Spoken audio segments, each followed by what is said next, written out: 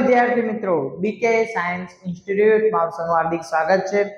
તો અત્યારે બેટા આપણે ધોરણ 10 વિજ્ઞાનની અંદર પ્રકરણ નંબર 2 એસિડ બેઝ અને ક્ષાર જે ચાલી રહ્યું છે, તો એમાં આપણે છેલ્લા વિડિયોની અંદર એસિડની ધાતુની કાર્બોનેટ સાથે, ધાતુના બાયકાર્બોનેટ સાથે એની વાત કરી હતી। તો આજે આપણે બેટા વાત કરવાના છે એસિડ અને બેઝ એકબીજા સાથે કેવી રીતે પ્રક્રિયા કરે છે। હવે તમે નાના ધોરણની અંદર એવું ભણી ગયા હશો કે એસિડ અને બેઝ સાથેની પ્રક્રિયાથી અથવા એસિડ અને બેઝ ની પ્રક્રિયાથી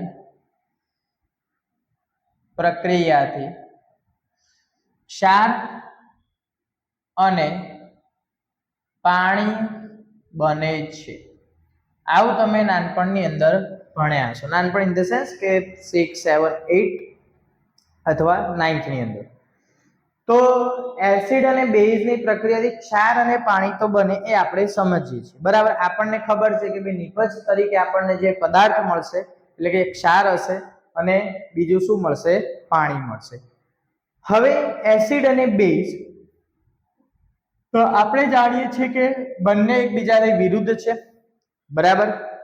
એટલે એસિડ અને બેઝની તમે પ્રક્રિયા કરો તો તમને ક્ષાર અને પાણી મળે છે। પણ અહીંયા તમને કીધું કે ઉદાહરણ આપી સમજાવો, એટલે ઉદાહરણ આપીને જ્યારે તમને બેટા સમજાવવાની વાત કરે તો આપણે સિમ્પલ એને પ્રવૃત્તિ સ્વરૂપે દર્શાવવું પડે। તમે એને સાદું કે સિમ્પલ ભલે આકૃતિ નથી દોરતા, પણ તમારે એક પ્રવૃત્તિ લખવી પડે કે ભાઈ એક ટેસ્ટ ટ્યુબ લો અથવા એક બીકર લો, એની અંદર એસિડ ના થોડા 10 ml 20 ml કે 5 ml જેટલું એસિડ લો, એની અંદર બેઝ નાખો, પછી એવું તમારે આખું ડિસ્ક્રિપ્શન લખવું પડે અને છેલ્લે અવલોકન અને નિર્ણયની અંદર આ લીટી લખવી પડે, બરાબર। તો કેવી રીતે લખીશું, કેવી રીતે પ્રક્રિયા થશે, સંપૂર્ણ અહીંયા ધ્યાન આપજો બેટા, બહુ જ સહેલું છે। તો અહીંયા આપણે એસિડ અને બેઝ ની પ્રક્રિયા પ્રવૃત્તિ દ્વારા સમજીએ તો એસિડ અને બેઝની પ્રક્રિયા પ્રવૃત્તિ દ્વારા નીચે મુજબ સમજી શકાય છે। હું અહીંયા એટલા માટે બેટા આખું લખું છું કે તમને ખ્યાલ આવે કે પરીક્ષાની અંદર એને કેવી રીતે રિપ્રેઝન્ટ કરું, મીન્સ કે કેવી રીતે લખવું, બરાબર, સમજી શકાય છે। તો સૌપ્રથમ એક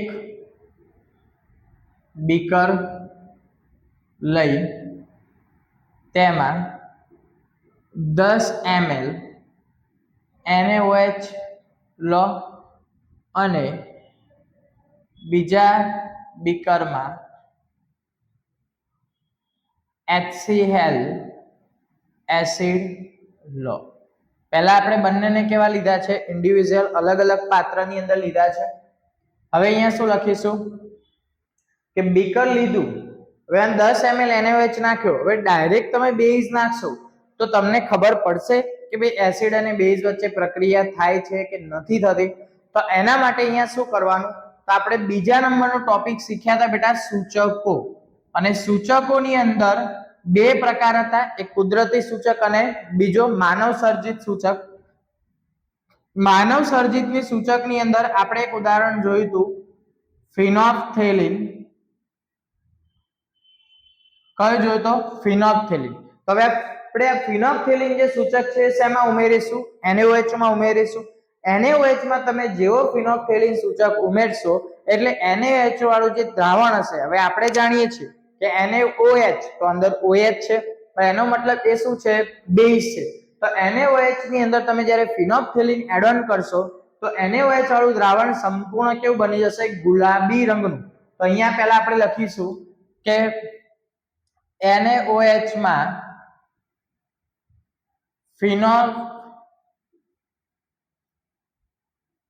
ફિનોલ્ફથેલિન ના થોડા ટીપા ઉમેરો જેથી દ્રાવણ ગુલાબી રંગનું બને છે. ચલો દ્રાવણ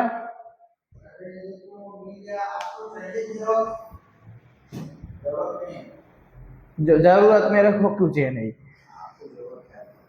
ठीक है देख सकते हैं. हाँ पड़ा रहेगा. हाँ कोई बात कोई मतलब नहीं है.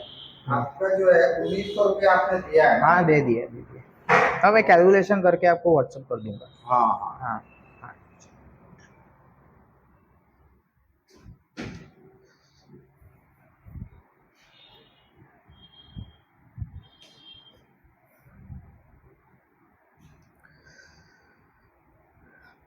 सॉरी चलो फरीથી અહીંયા આવો બેટા કે NaOH માં ફિનોલ્ફથેલિનના થોડા ટીપા તમે ઉમેરો એટલે દ્રાવણ શું બને ગુલાબી રંગનું બને. હવે દ્રાવણ અહીંયા ગુલાબી રંગનું બને છે તો એનો મતલબ આપણે અંદર સૂચક ઉમેર્યું છે ફિનોલ્ફથેલિન બરાબર. હવે શું કરવાનું તો તે દ્રાવણમાં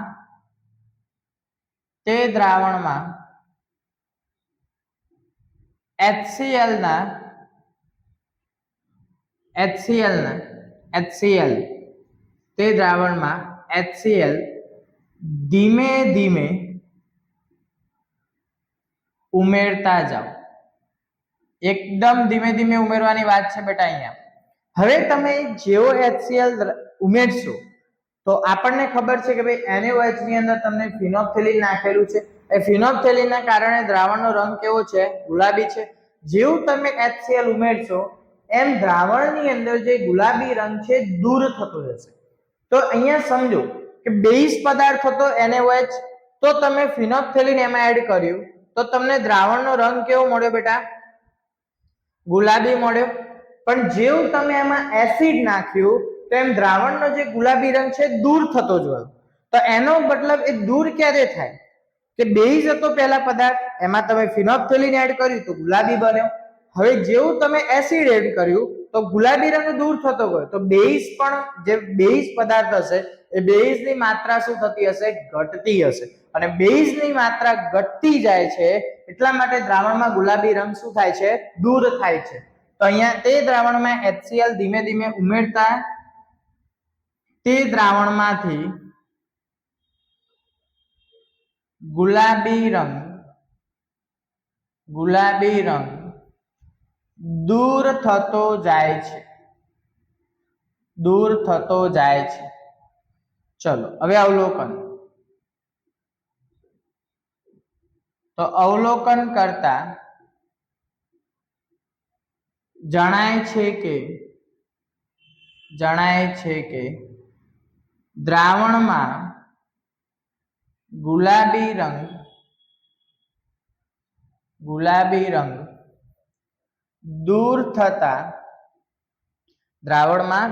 રંગ દૂર થતા તે દર્શાવે છે કે દ્રાવણમાં એસિડ ઉમેરતા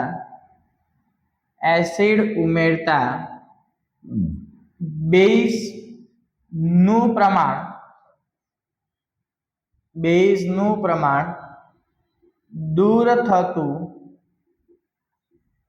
જાય છે. બેઝનું પ્રમાણ શું થતું જાય છે ધીમે ધીમે દૂર થતું જાય છે.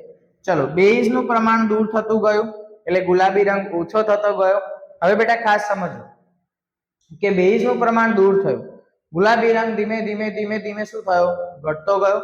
હવે ગુલાબી રંગ ઘટતો ગયો તો એનો મતલબ બેઝનું પ્રમાણ દૂર થયું તો શેનું પ્રમાણ હશે તો કે પાણી અને ક્ષાર. તો એના પરથી આપણે લખી શકીએ કે આ પ્રક્રિયા પરથી કહી શકાય કે એસિડ નું બેઝ સાથે અથવા એસિડની બેઝ સાથે પ્રક્રિયા થવાથી ક્ષાર અને એવું નહીં લખીએ આપણે પ્રક્રિયા થવાથી બેઝની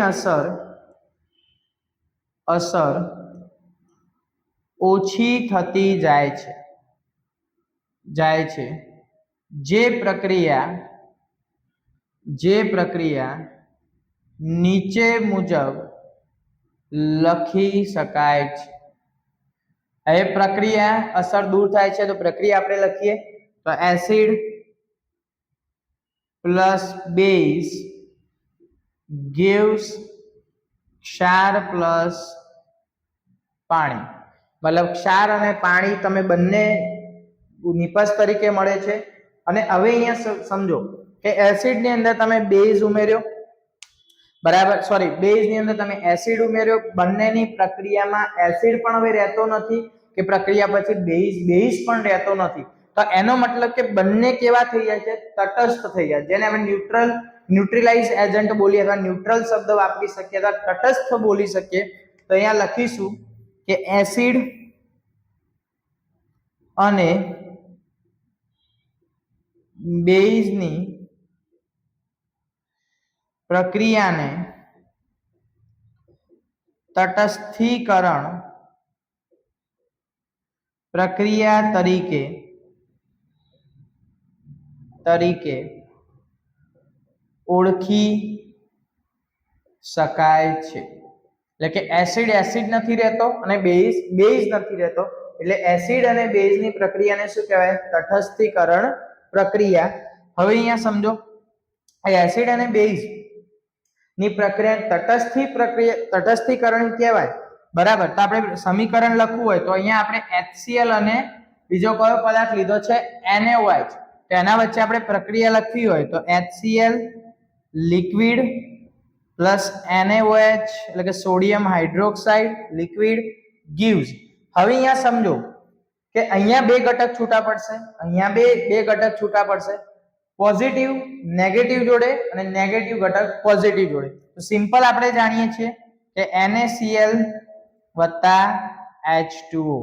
ચલો, તો અહીંયા આપણને શું છે? એસિડ છે, આ પદાર્થ અહીંયા બેઝ છે, બંને વચ્ચે પ્રક્રિયા થઈ NaCl બન્યો, એક ક્ષાર છે અને H2O શું છે?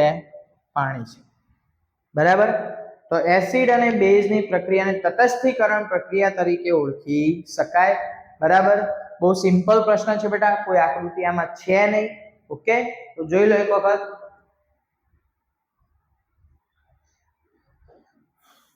ચલો, આગળનો બેટા ટોપિક છે ધાત્વિય ઓક્સાઇડની એસિડ સાથેની પ્રક્રિયા, ઉદાહરણ આપી સમજાવો. અત્યાર સુધી આપણે ધાતુના કાર્બોનેટ, બાયકાર્બોનેટ સાથે પ્રક્રિયા જોઈ હતી. હવે આ વાત છે ધાત્વિય ઓક્સાઇડ. હવે ધાત્વિય ઓક્સાઇડ એટલે શું?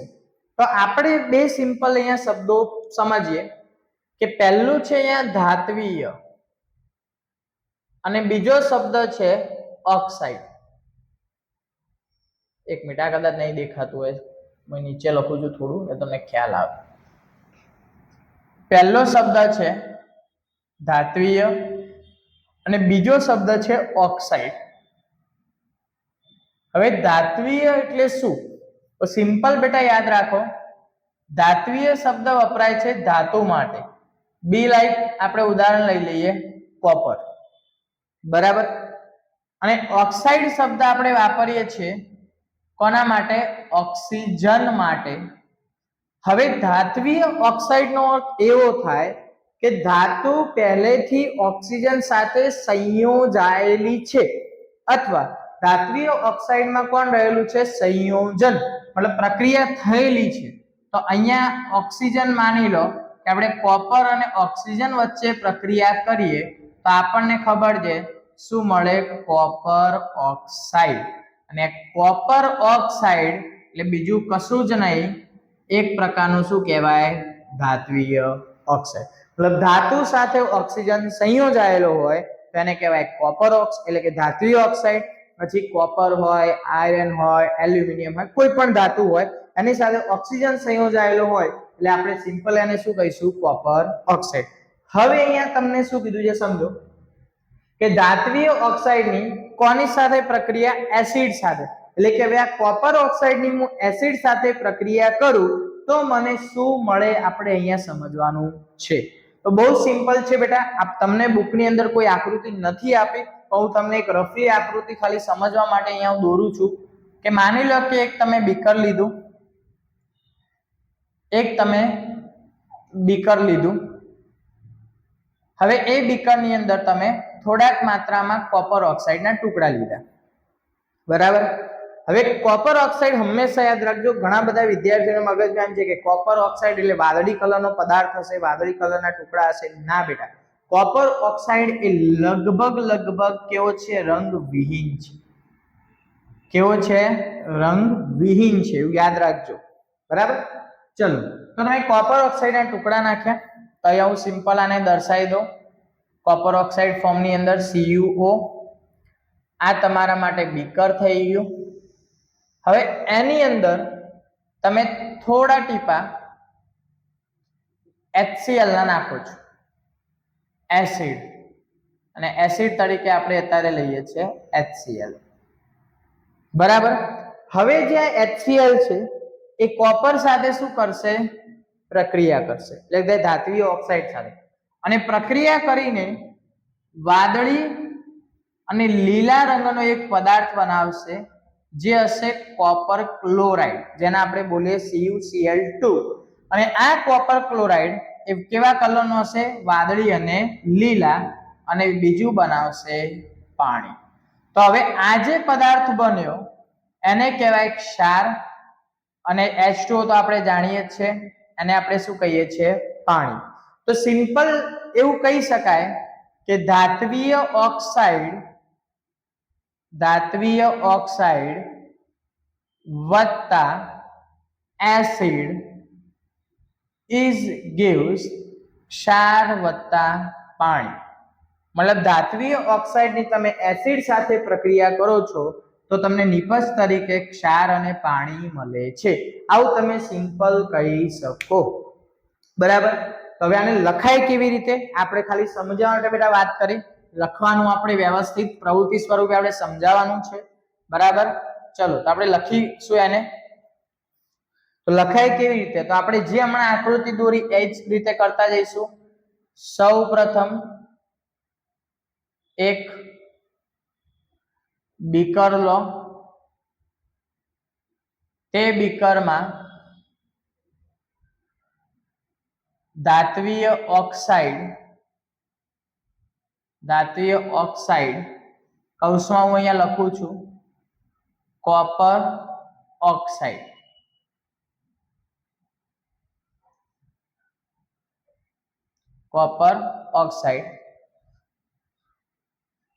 ચલો આ કાઢી નાખું છું એટલે તમને વાંધો ના આવે, ભૂલ ના થાય.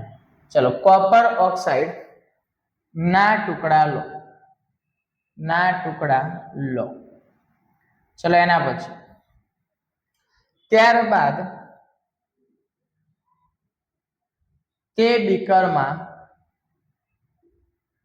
એસિડ, નામ નથી લખતો, ખાલી કૌંસમાં લખી દઉં છું HCl ઉમેરો, અને અવલોકન કરો. બસ પતી. આટલું જ આપણે પ્રવૃત્તિ તરીકે લખવાનું છે, બહુ લાંબુ લખવાની જરૂર નથી. ચલો અવલોકન કરીએ. તે સિમ્પલ લખવાનું કે અવલોકન કરતા જણાય છે કે બીકરમાં વાદળી અને લીલો રંગ ધરાવતો પદાર્થ કોપર ક્લોરાઇડ બને છે, જેને ક્ષાર તરીકે ઓળખાય છે, અથવા ક્ષાર તરીકે ઓળખાય છે. ચલો, કોપર ક્લોરાઇડ મળી ગયો. હવે સિમ્પલ આપણે લખીશું, તે સિવાય બીકરમાં પાણી જોવા મળે છે. તેથી કહી શકાય કે ધાતુ અથવા ધાત્વીય ઓક્સાઇડની એસિડ સાથે પ્રક્રિયા થવાથી ક્ષાર અને પાણી મળે છે. કોણ મળે છે? ક્ષાર અને પાણી. તો એને આપણે સિમ્પલ રજૂઆત કરવી હોય સમીકરણ સ્વરૂપે તો આવું લખી શકાય, ધાત્વીય ઓક્સાઇડ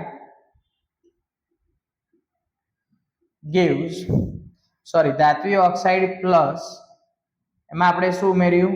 એસિડ. તો આપણને શું મળ્યું બેટા? ક્ષાર વત્તા પાણી. તો હવે આપણે અહીંયા જે ઉદાહરણ લીધા છે, કોના લીધા છે? તો આપણે લીધું છે કોપર ઓક્સાઇડ અને HCl. તો એના માટે લખીએ કે કોપર ઓક્સાઇડ અને HCl વચ્ચે થતી રાસાયણિક પ્રક્રિયા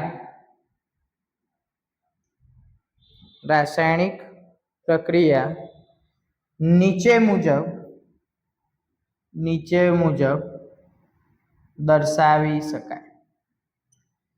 ચલો, તો કોપર ઓક્સાઇડ માટે આપણે લખીએ CuO વત્તા HCl gives CuCl2 વત્તા H2O. તો અહીંયા Cl 2 છે, તો અહીંયા પણ 2 Cl કરી દઈએ. તો જો હાઇડ્રોજન ને બધું બેલેન્સ થઈ ગયું. ચલો, તો સિમ્પલ Cu એટલે કોપર ઓક્સાઇડ, HCl એટલે હાઇડ્રોક્લોરિક એસિડ, આ થશે કોપર ક્લોરાઇડ અને આ થયું પાણી. આને તમે ક્ષાર લખી શકો. બરાબર. એટલે કોપર ક્લોરાઇડ ની જગ્યાએ તમે જો ક્ષાર લખો છો તો વાંધો નથી. તમારો પ્રશ્ન અહીંયા સાચો છે. સિમ્પલ આપણે આપણી જ લેંગ્વેજ ની અંદર કમ્પ્લીટ ખ્યાલ આવે રીતે લખવાનો છે. કોઈ ગોખણ પટ્ટી નથી કરવાની. મેઇન વસ્તુ છે સમીકરણ લખવા કમ્પલસરી છે. બરાબર. આગળ સમજીએ. નેક્સ્ટ પ્રશ્ન છે, અધાત્વીય ઓક્સાઇડની બેઝ સાથે પ્રક્રિયા કરી ઉદાહરણ આપો. હવે અહીંયા ઓક્સાઇડ તો લેવાનો છે, પણ કેવો? અધાત્વીય, મતલબ ધાતુ ન હોય. બરાબર. અધાત્વીય ઓક્સાઇડની બેઝ સાથેની પ્રક્રિયા અહીંયા કરવાની છે. બહુ જ સિમ્પલ પ્રક્રિયા છે. સિમ્પલ આપણે સમજીએ તો ધારો કે અધાત્વીય ઓક્સાઇડની, તો હું બેઝ સાથે બેઝ લઉં છું CaOH ટ્વાઇસ. આનું નામ છે કેલ્શિયમ હાઇડ્રોક્સાઇડ. તો આ એક પદાર્થ કયો થઈ ગયો? બેઝ પદાર્થ થઈ ગયો. હવે એની પ્રક્રિયા અધાત્વીય ઓક્સાઇડ, તો ધારો કે હું કાર્બન ડાયોક્સાઇડ લઈ લો, તો આ કાર્બન ડાયોક્સાઇડ ની અંદર જો ઓક્સિજન આવી ગયો એટલે ઓક્સાઇડ થઈ ગયું. અને આપણે જાણીએ છીએ કે કાર્બન એ મેટલ નથી, એટલે અધાતુ તત્વ છે. તો બંને વચ્ચે પ્રક્રિયા થાય તો આપણને મળે છે CaCO3 કેલ્શિયમ કાર્બોનેટ. એટલે કે એના સફેદ આપણને અવક્ષેપ મળશે, અને અવક્ષેપ મળે છે એટલે આ એક પ્રકારનો શું થઈ ગયો? ક્ષાર થઈ ગયો. અને બીજા આપણને મળશે પાણી H2O. તો અહીંયા પણ શું થયું કે બેઝની તમે અધાત્વીય પદાર્થ સાથે, તમે અધાત્વીય ઓક્સાઇડ સાથે પ્રક્રિયા કરો છો તો મળ્યું તો તમને ક્ષાર અને પાણી. તો પહેલા અહીંયા સમજો કે ક્ષાર અને પાણી મળ્યું, તો આપણે હમણાં આગળ સમજ્યા કે acid plus base is equal to તો પણ આપણને શું મળે છે? ક્ષાર અને પાણી મળે છે એસિડ અને બેઝ સાથે પ્રક્રિયા કરવાથી. તો બેઝ તો કન્ફર્મ છે, તો તો હું આ અધાત્વીય ઓક્સાઇડને શું કહી શકું? એસિડિક ઓક્સાઇડ કહી શકું. કેમ કે મળે તો મને સેમ જ નિપજ છે, ક્ષાર અને પાણી. તો અહીંયા હું પહેલી વાક્ય એવું લખી શકું કે અધાત્વીય ઓક્સાઇડની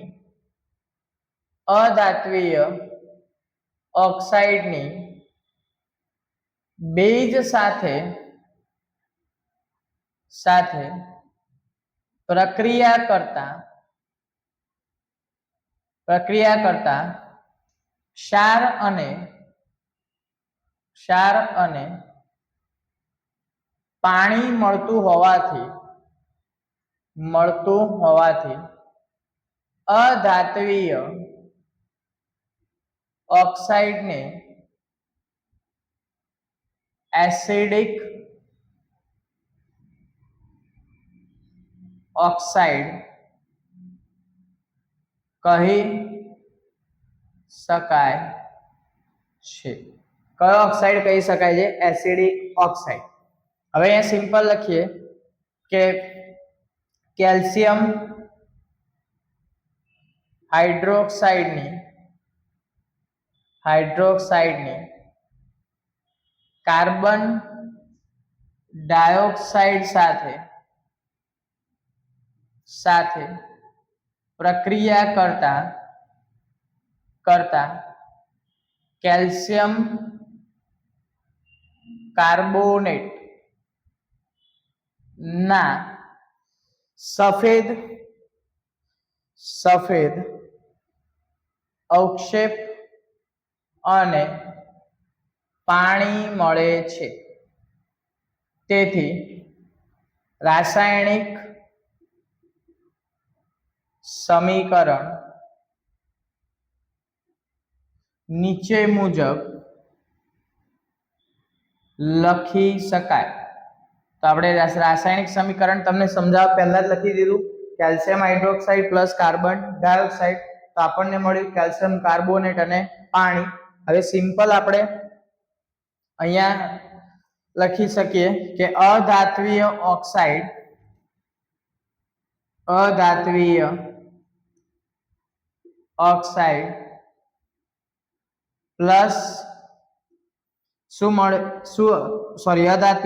પ્લસ બેઝ, તો આપણને શું મળે છે બેટા?